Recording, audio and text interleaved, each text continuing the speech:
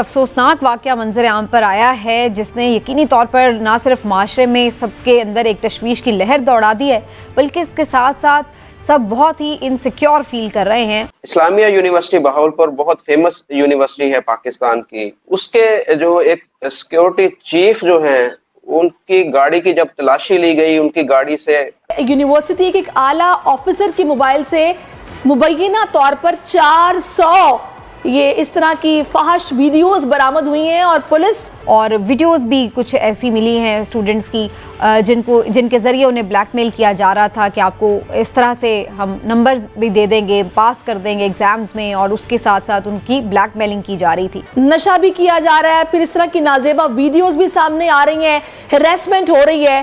तो उनके मोबाइल से तकरीबन 15,000 के करीब लड़कियों की वीडियोस और फोटो जो है वो निकले गैर इखलाकी। मतलब मैं समझता हूँ कि हमारे यहाँ कुछ लगता है कोई कल्चरली कोई इस तरह की एक चीज़ क्रिएट की गई, और शायद ही हमें शायद मिली है अपनी इंडियन हिस्ट्री से कि जनाब औरत सेकंड सिटीजन है, उसको यहाँ सेग्रीगेट कर करना, पर्दे में रखो, उसको बांध के रखो। सर आपको पता है एक बहुत बड़ी खबर सामने आई है कि इंडिया की एक प्राइवेट कंपनी फ्रांस की सैटेलाइट लॉन्च करने जा रही है। उन्होंने एग्रीमेंट साइन कर लिया है और ये तारीख में पहली बार होगा। ये इंडिया हमारा साथ कभी भी देने वाला नहीं, और हिंदू तो हमारे दोस्त हो ही नहीं सकते, जितना मर्जी आप उनसे कर लें। अल्लाह ने जो कुरान में फरमा दिया वो सच है, ना मैं आपकी बात मानूंगा, ना मैं अपनी बात मानूंगा, ना मैं किसी को मानूंगा। अल्लाह ने कुरान में कहा ये यहूदो नसारा दोस्त नहीं हो सकते, तो नहीं हो सकते, चाहे कादियानी हो, अहमदी हो, जितने भी मर्जी हो।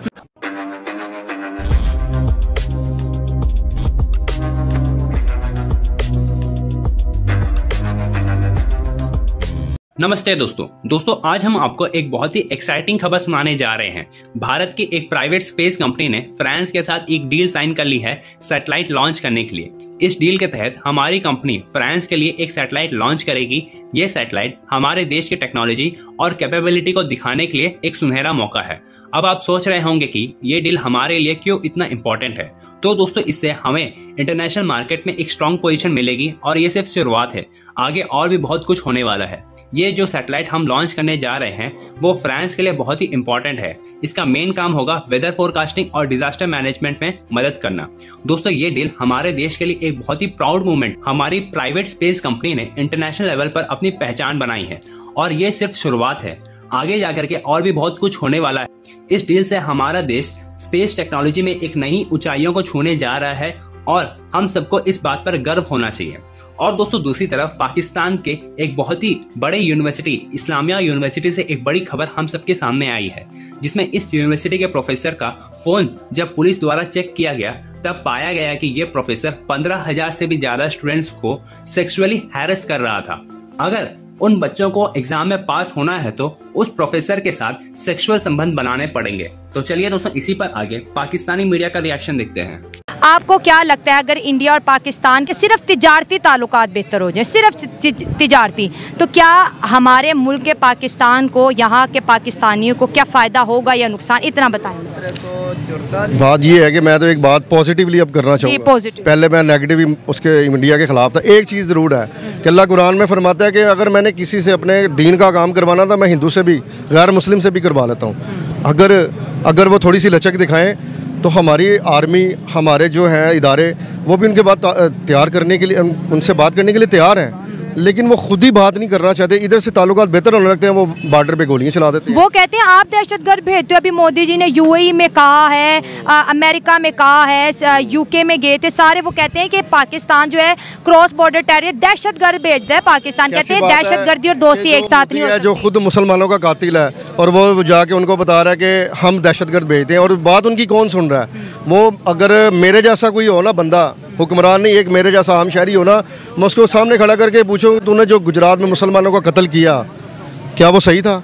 क्या तू दहशतगर्द नहीं? वो उन्होंने तो नहीं कराया, वो तो दंगे हुए थे ना, ट्रेन जली थी, पूरा वाकया हम सुनते पढ़ते नहीं है, सुनी सुनाई खबर करते हैं। आज भी सिख आते हैं, हम हिंदू आते हैं, हम तो नहीं उनको कुछ कहते, कहना भी नहीं चाहिए। नहीं कहना चाहिए, बिल्कुल ठीक है। इस्लाम इस बात की इजाज़त अक़लियतों को तहफ़्फ़ुज़ देता है, वो क्यों नहीं मुसलमानों को देते? वहाँ पे क्या मुसलमानों के खिलाफ जुल्म नहीं होता? उनको बांध के मारा नहीं जाता?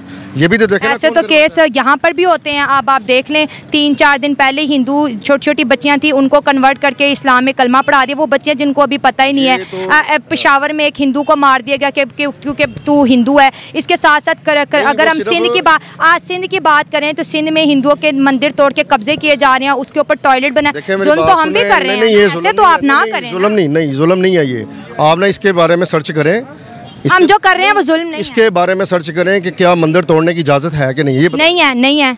अल्लाह ताला ने कुरान में कहा है कि दूसरों के खुदाओं को भी इज्जत दो, बुरा भला ना को। वो मुझे इसका हवाला आप दे दें कि मैं आप सर्च करें, आप देख ले कुरान में किसी आप मैं एक नॉन मुस्लिम का जनाजा जा रहा था, आप एक नॉन मुस्लिम का जनाजा ही नहीं है, उसकी हिफाजत कैसे चले, भगवान उसका अपनी हिफाजत कर सकता।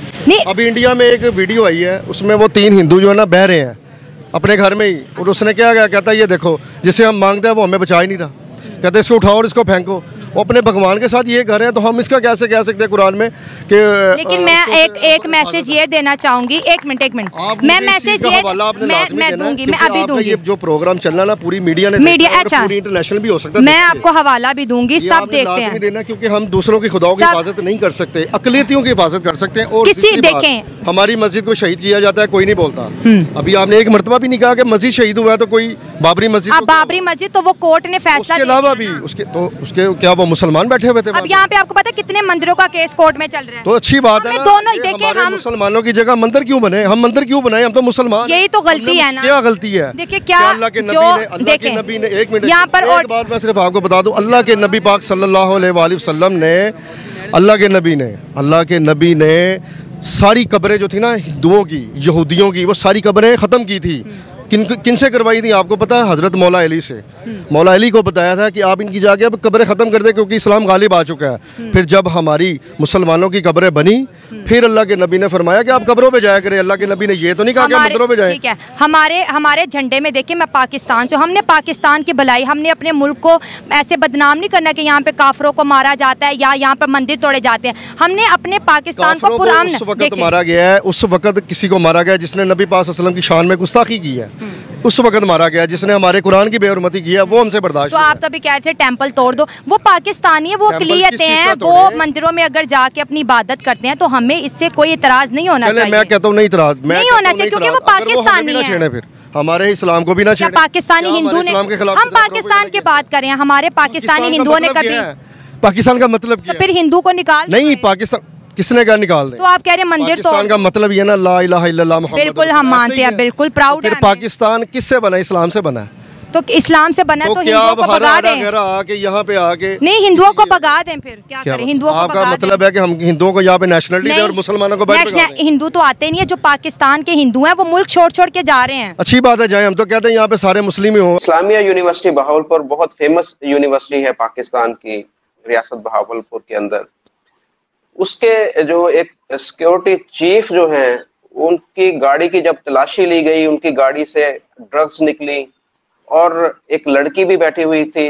उसके बाद जब उनका मोबाइल चेक किया गया तो उनके मोबाइल से तकरीबन 15,000 के करीब लड़कियों की वीडियोस और फोटो जो है वो निकले गैर इखलाकी, यानी कि मैं यहाँ पर उनकी मैं डिटेल नहीं बता सकता। मुझे घिन आ रही है उसके काम से कि हमारी जो बेटियां हैं जिनको हम तालीम के लिए यूनिवर्सिटीज के अंदर भेज रहे हैं, तो वहां पर उनको स्कॉलरशिप का और इस तरह के जो नंबर वगैरह या इस तरह या प्रेशराइज करके वो पता नहीं क्या क्या, उसका पूरा गैंग था उस यूनिवर्सिटी के अंदर, वो 5-6 अफराद का, कि जो ये घिनौना काम कर रहा था। उसके मोबाइल से 15,000 के करीब वीडियोज और फोटोजेस जो है वो गैर इखलाकी वो निकली है। रिटायर्ड मेजर हैं।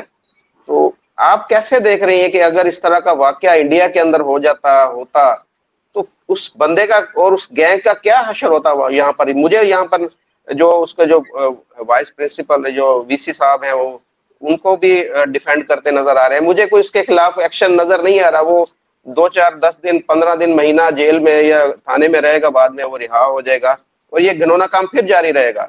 आप कैसे देख रही हैं ये सारे घिनौने काम को?